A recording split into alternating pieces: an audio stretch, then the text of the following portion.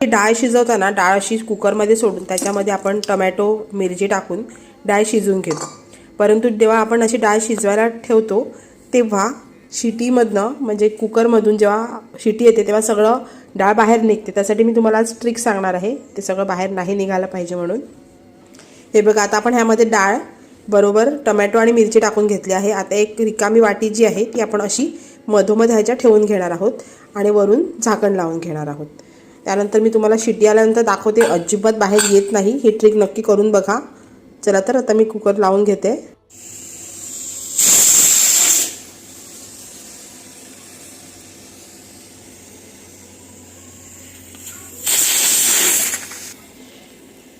तुम्ही बघू शकता अजिबात एकही डाळीचा कण बाहेर आला नाहीये किंवा आपण डाळीमध्ये जी हळद टाकतो ती सुद्धा बाहेर आली नाहीये।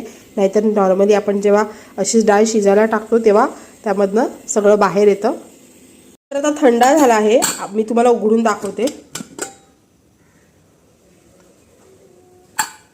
हे बघा, छान असं ह्या वाटीमध्ये पाणी जमा होतं आणि मधली जी डाळ आहे ती सुद्धा पूर्ण शिजते।